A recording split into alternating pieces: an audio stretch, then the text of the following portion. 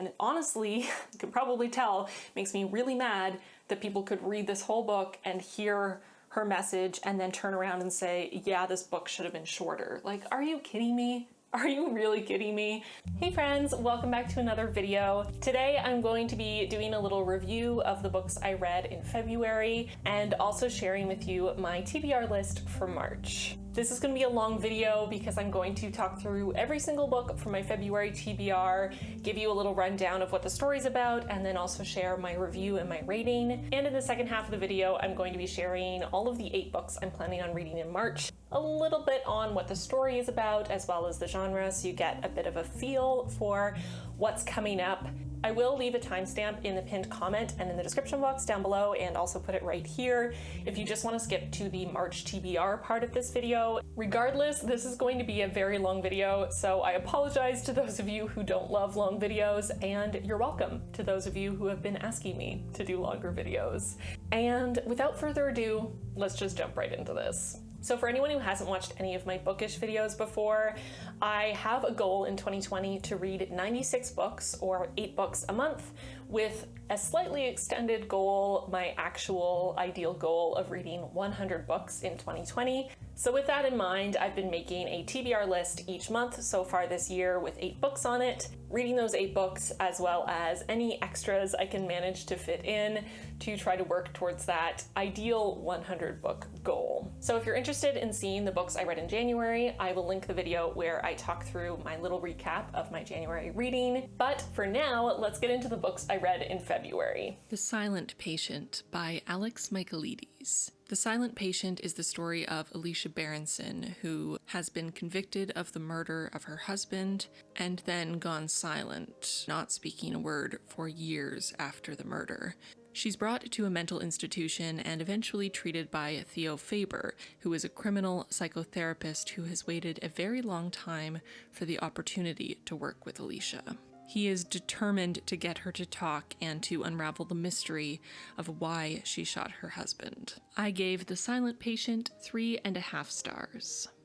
As I mentioned in my Goodreads review, I don't typically read a lot of thrillers. I have been starting to read more in this 2020 reading challenge, but up until this year, I sort of stayed away from thrillers, so I don't have a huge backlog of thrillers that I've read. I'm not incredibly familiar with thriller tropes that might be popular right now, so keep that in mind when I review a thriller. If you're an avid thriller reader, you may not enjoy the same thrillers I do, or you might find the thrillers that I find exciting boring or too formulaic. So again, keep that in mind. But with that being said, I really enjoyed The Silent Patient. I found the characters really interesting, and I thought they had compelling backstories. And I was curious throughout the entire book to learn more about both main characters. I did admittedly see the twist coming from pretty early on in the book, but honestly, that didn't really ruin the enjoyment for me. I was kind of anticipating it happening, and it was satisfying that the twist I saw coming did in fact come to pass. And it was also interesting to see everything pulled together and all the loose ends explained in a way that wasn't exactly how I had imagined they might, which was kind of fun. There is definitely some intense subject matter in this novel, so be aware of that. But if you are interested in getting into thrillers, I enjoyed this one. The Seven Husbands of Evelyn Hugo by Taylor Jenkins Reid. This is the story of the aging and reclusive Hollywood movie icon Evelyn Hugo, who is finally ready to tell all about her glamorous life in Hollywood, her 7 husbands, and the true love of her life. This is a journey through the splendor of old Hollywood and into the harsh realities of the present day, as 2 women from very different backgrounds struggle with what it means and what it costs to face the truth. The second book I read on my February TBR was The Seven Husbands of Evelyn Hugo, which is I guess, does it count as historical fiction if it's happening in the mid-20th century? I don't know. This book has a pretty high rating on Goodreads. It has 4.32 average rating. I gave it 5 stars. To be honest, I was shocked by how much deeper this book went than I had initially anticipated. I thought it was going to be a bit of a fluff piece, I guess, and it turned out to not be that at all. I do think that some people might not find this book as interesting as I did, seeing as I am also within the entertainment world. I went to school for musical theater. I am a performer. I've worked professionally in theater for many years. So while I haven't done a lot in film and TV, I'm still aware of that world. I've done a little bit in that world. And to be honest, film and TV is not as different from theater as people might think, although they do have their own distinct cultures and worlds. But I could relate quite a bit to Evelyn Hugo's experience in the entertainment industry as a woman. And as sad as it may seem, things have not changed in the entertainment business that much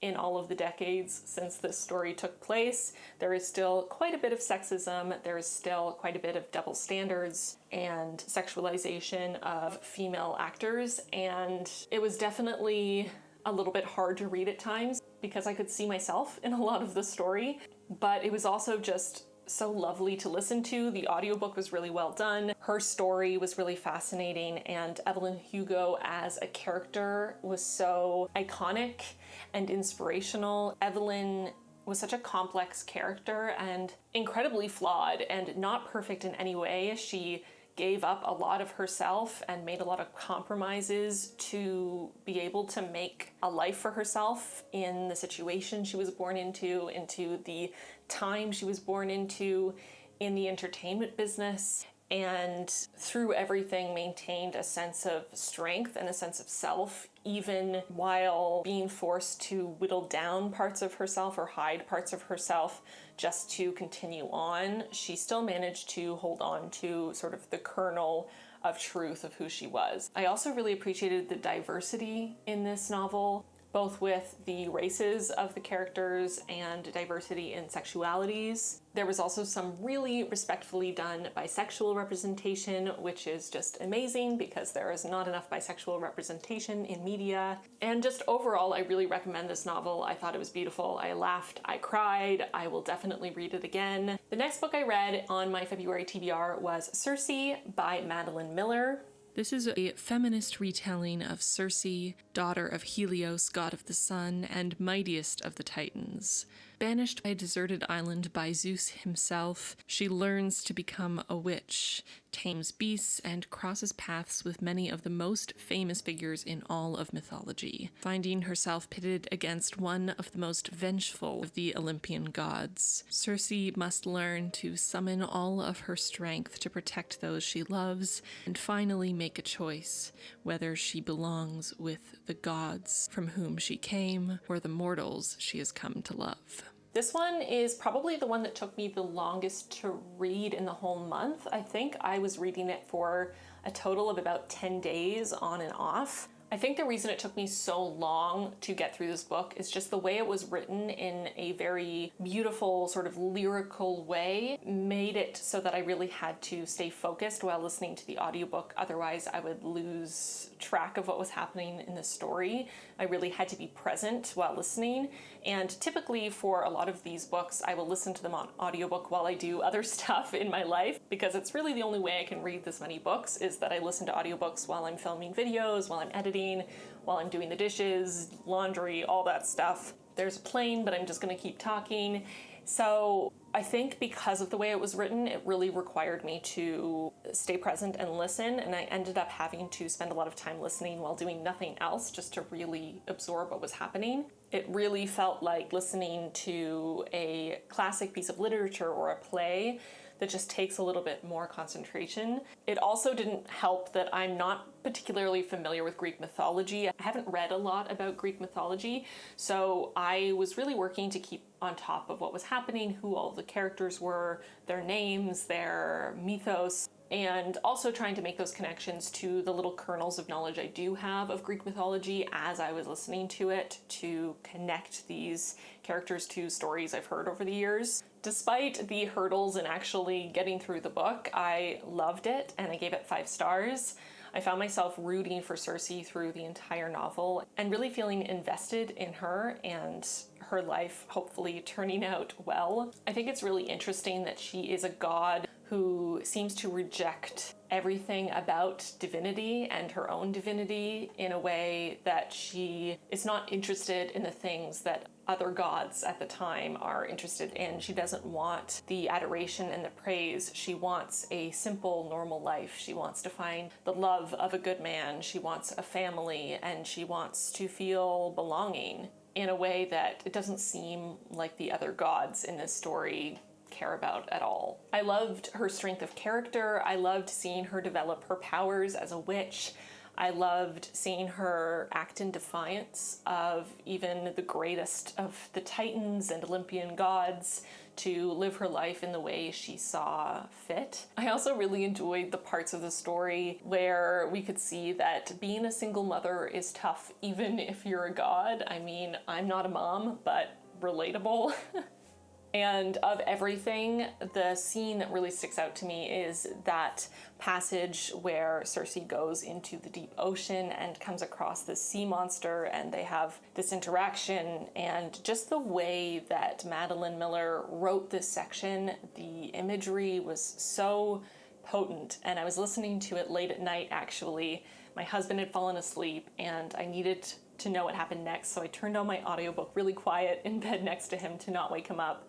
And this was the passage, and it was so dark and murky and creepy, and there was so much tension, and I was just lying in bed so transfixed by the way that this was written, and I felt like I was transported into the deep ocean with Cersei, with this sea monster, and it was just fantastic. So I highly recommend this if you haven't read Cersei. Like I said, I gave it 5 stars. It was amazing. Wilder Girls by Rory Power. This is the story of a mysterious illness, the Tox, that has come over the Raxter School for Girls and put them under quarantine. This is a young adult, sort of mildly horror thriller, I guess. I gave it 3 stars. I listened to it in a single day, so if that tells you anything, it was definitely very fast-paced, very intriguing. I wanted to know what was happening. I wanted explanations. I wanted to hear the next chapter through the whole book, so that is definitely a plus for Wilder Girls. As I already said in this video, I'm not typically a fan of thriller, horror type novels, although I have been dipping my toe more into the genre in 2020. So this isn't really something I've read a lot of, but I did find that the horror bits, I know some people felt like the body horror was disturbing in this novel. I honestly didn't find it too bad. I didn't think the descriptions were so overly graphic that I got uncomfortable, and that's saying something because I get uncomfortable very easily. But in listening to the audiobook, there were definitely parts that were a little scary, a little creepy, but I never really felt fully disgusted or turned off by the descriptions of the things that were happening to people's bodies, so keep that in mind, I guess. I really enjoyed the queer representation in this novel. I thought it was well done. I found the characters interesting, though not overly developed, especially one of the 2 point of view characters who had some really interesting things built up about their character, about their past and their personality that was never really explained or concluded in a satisfying way for me anyway. I thought there was going to be some sort of twist or reveal about this character that just never really came to fruition, so that was a bit frustrating. I was really intrigued by the idea of the Tox, and I really enjoyed trying to figure out what caused it and sort of pull apart the mystery, but I was a bit let down by the reveal of what the Tox was. It just felt like the book was leading up to something a little bit more conspiratorial, sinister, and it just wasn't. It felt like there were a lot of red herrings and misdirects that kind of didn't need to be there, and the actual explanation of the Tox just wasn't nearly as interesting as all of the different possibilities I was concocting in my head. The end also felt a little bit rushed. So while I really enjoyed the first 3/4 of the book, I had to give it 3 stars just because I felt like the end didn't live up to the promise of the beginning.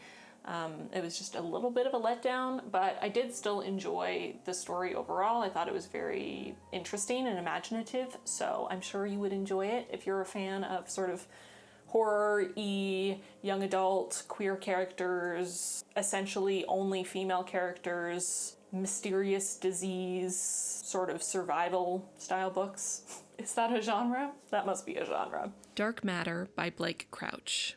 This is the story of Jason Dessen, who has been kidnapped by a man in a mask and sent to a world that is not quite his own, and the lengths he will go to return to his wife and son. This is an adult sci-fi, and I actually read a more recent novel by this author last month, Recursion. So I was really excited to read another book by the same author.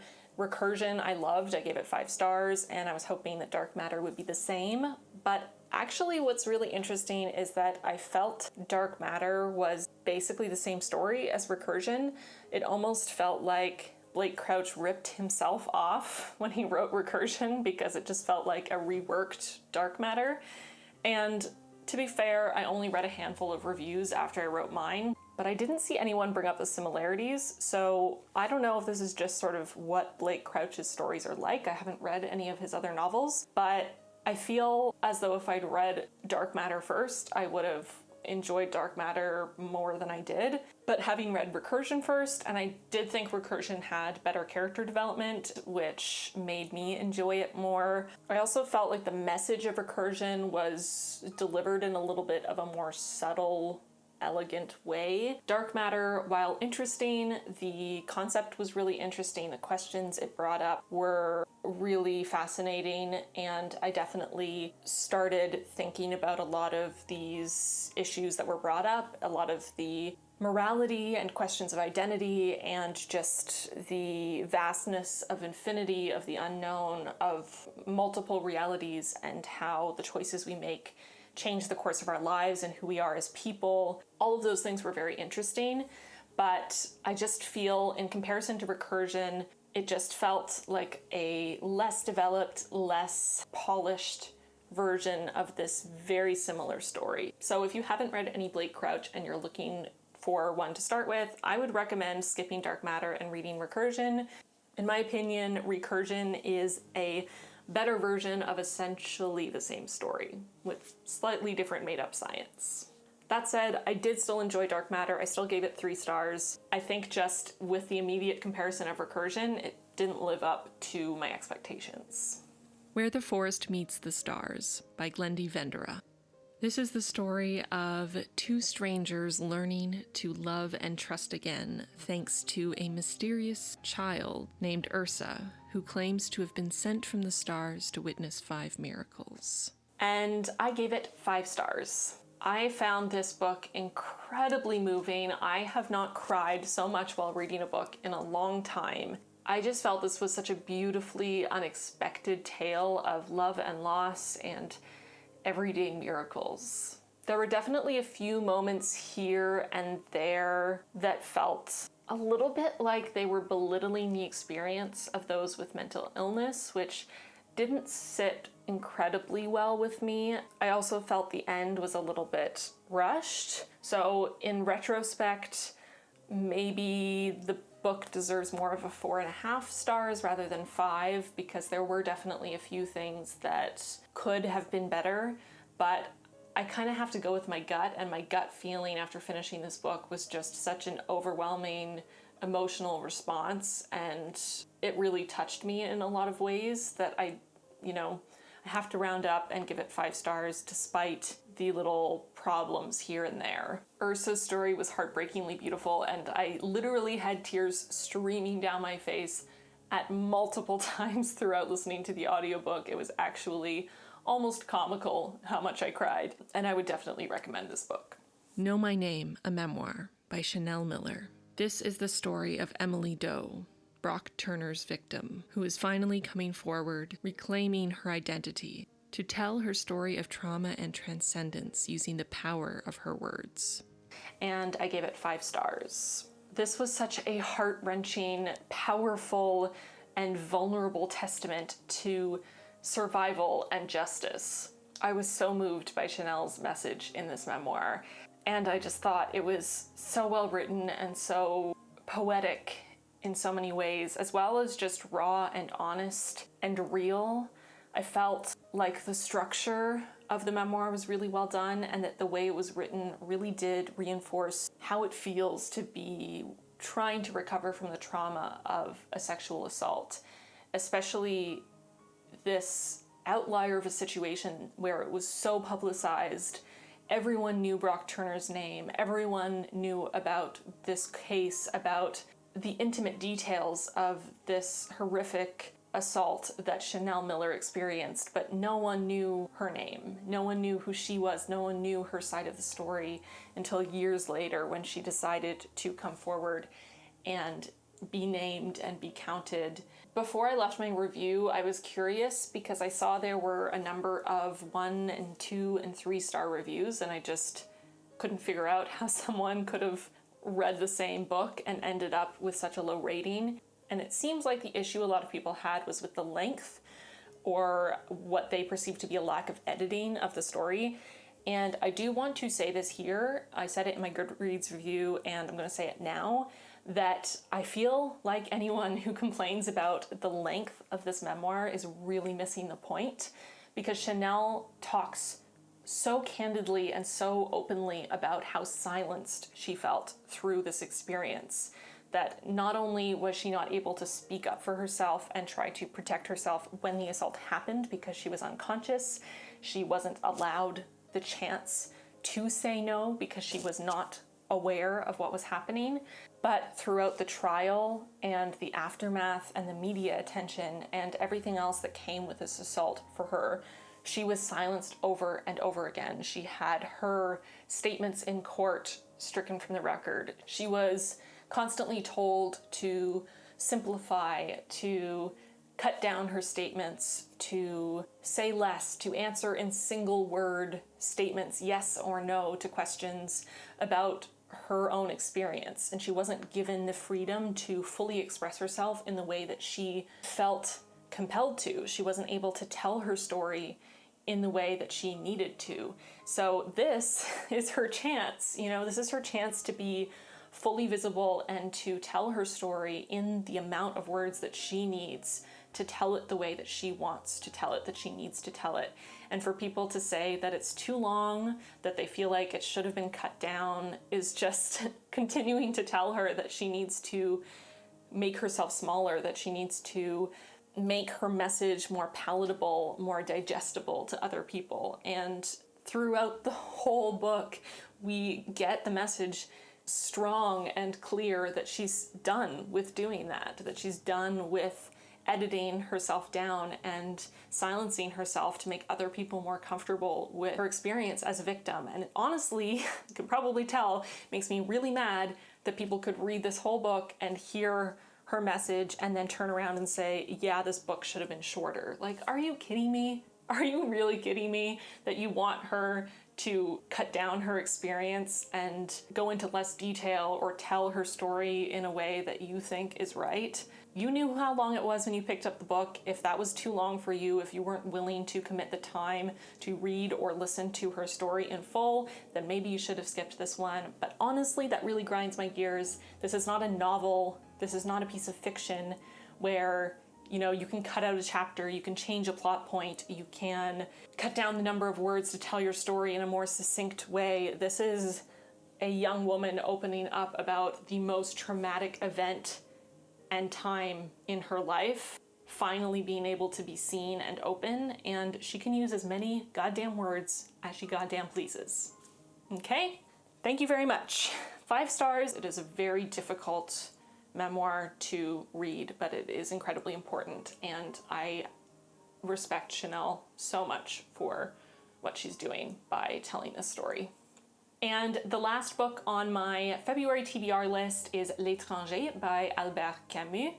Through the story of an ordinary man unwittingly drawn to a senseless murder on an Algerian beach, Camus explored what he termed the nakedness of man faced with the absurd. This is a classic French novel. As I mentioned in my last video, I have read this book before. I don't know that I have much to say about it. It's sort of a bleak look into Camus' philosophy of absurdism, of, a lack of meaning to life, which, while I am an atheist, as is the main character in L'étranger, as was Camus, I'm not the type of atheist that doesn't believe that life has meaning.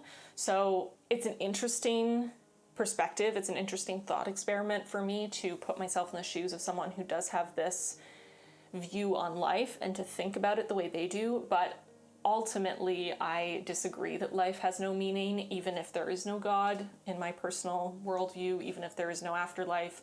I do believe that there is meaning to life. I think there is right and wrong. I think that there is, pretty objective morality that we can agree upon and follow even without the influence of religion.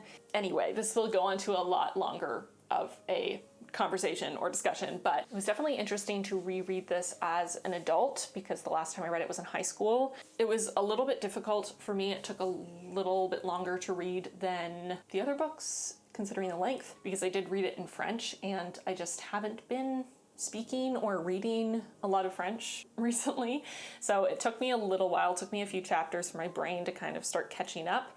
And I had to pause a number of times to look up words that I just did not remember what they meant because it had been so long. But I'm glad I reread it. It was a very interesting thought experiment to work through, and it's a classic for a reason. There is some sort of dry, dark humor to it as well, and it's a really quick read. So I have not read the English version, but I've heard that it is a great translation. So if you haven't read The Stranger by Albert Camus, I would recommend it. The English version if you don't speak French, or if you do, then the original French version.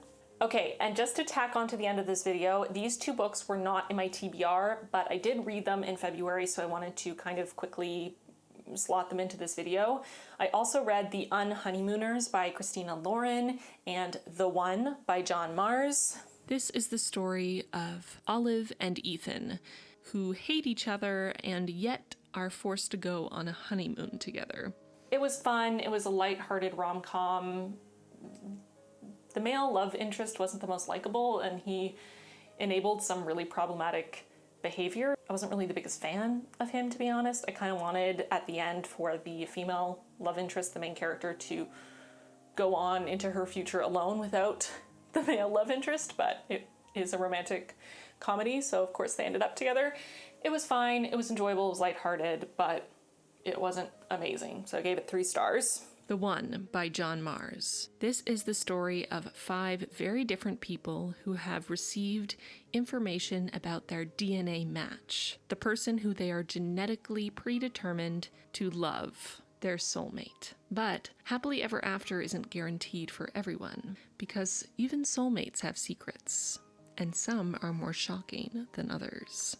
The last book I read in February was TheOne by John Mars, and it was a really fascinating concept to me. I loved all of the different POVs. I loved jumping from one to the other with relatively short chapters. It just really kept my interest, and it was kind of fun in a Schadenfreude sort of way to see all of the different ways that this could go wrong. I could have done without the violence. There were some very graphic descriptions of violence in this that I just didn't need. I would have been fine without that, but I really found the concept very interesting. As per usual, as always, I would love more technobabble. I would love more made-up science about how this actually worked. We didn't really get any of that, and that's one of my favorite things about sort of sci-fi novels, is getting more of the scientific background of whatever's happening, even if it's made up, which it pretty much always is. But otherwise, I really enjoyed it. I found it very fast-paced, very intriguing. It kept my interest the whole time,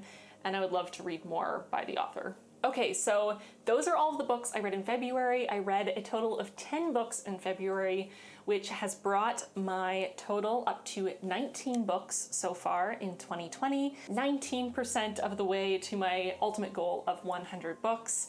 If you're interested in following my reviews and ratings real time on Goodreads, then I recommend you follow me there. I will link my Goodreads down below. You can add me as a friend or follow me to see what's going on throughout the month. And with all of that being said, let's jump into my March TBR. So these are the 8 books that I'm planning on reading in March. Little Women by Louisa May Alcott. Little Women is a classic novel. This is the story of the March sisters. Tomboy and author-to-be Jo, tragically frail Beth, beautiful and traditional Meg, and romantic spoiled Amy, united in their devotion to each other and their struggles to survive in New England during the Civil War. I've actually never read Little Women, but I have been a fan of the 1990s film adaptation of Little Women for my entire life. We used to watch it every single Christmas. It's one of my favorite movies ever. I haven't seen the 2019 version yet. I do want to see it. So I was thinking that in March I could read the novel and then also see the movie and maybe make a video on it. Let me know in the comments if you'd be interested in a Little Woman video, probably comparing the 2019 and 1990s version as well as the novel. Could be interesting. If We Were Villains by M.L. Rio. Oliver Marks has just served 10 years in jail for a murder he may or may not have committed. On the day he's released, he's greeted by the man who put him in prison. Detective Colborne is retiring, but before he does, he wants to know what really happened a decade ago. As one of 7 young actors studying Shakespeare at an elite arts college, Oliver and his friends play the same roles on stage and off: hero, villain, tyrant, temptress, ingenue, extra. But when the casting changes and the secondary characters usurp the stars, the plays spill dangerously over into life, and one of them is found dead. The rest face their greatest acting challenge yet, convincing the police and themselves that they are blameless. The Bride Test by Helen Huang. This is a love story between an autistic man and his mail-order bride, brought to America by his mother. Born a Crime, Stories from a South African Childhood by Trevor Noah. This is the story of one man's coming of age, set during the twilight of apartheid and the tumultuous days of freedom that followed. Every Heart a Doorway by Seanan McGuire. This is the story of the children who have tumbled into magical lands and returned back home to find that they no longer belong. They've been sent to Eleanor West's Home for Wayward Children, where there's a darkness just around each corner. And when tragedy strikes, our protagonist, Nancy, and her newfound schoolmates have to get to the heart of the matter. The Last True Poets of the Sea by Julia Drake. This is the story of Violet and her quest to find the ship that brought her great-great-great-grandmother to just off the coast of Maine before it sank. Annihilation by Jeff Vandermeer. Area X has been cut off from the rest of the world for decades. Nature has reclaimed the last vestiges of human civilization. The first expedition returned with reports of a pristine, Edenic landscape. The second expedition ended in mass suicide. The third in a hail of gunfire as its members turned on one another. The members of the 11th expedition returned as shadows of their former selves, and within weeks all had died of cancer. In Annihilation, the first volume of Jeff Vandermeer's Southern Reach trilogy, we join the 12th expedition. Their mission is to map the terrain, record all observations of their surroundings and of one another, and, above all, avoid being contaminated by Area X itself. And Bunny by Mona Awad. This is the story of Samantha Heather Mackey, a student in a highly selective MFA program at New England's Warren University, and her experience with a clique of unbearably twee rich girls who call each other Bunny and seem to move and speak as one. Everything changes when Samantha receives an invitation to the Bunny's fabled smut salon, as Samantha plunges deeper and deeper into the Bunny's sinister yet saccharine world. The edges of reality begin to blur. Soon, friendships with the Bunnies will be brought into deadly collision.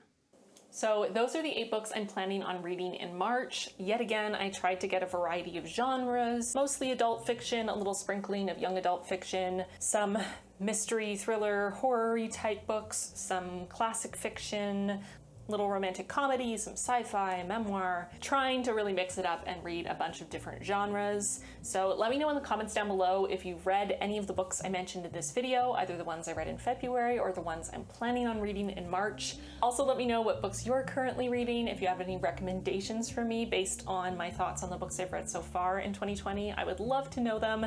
I have an ever-growing want to read list on Goodreads, but I could always use more. And that's all I have to say. This is an epically long video. I hope you enjoyed it, and I will see you very soon in my next one. Bye, friends.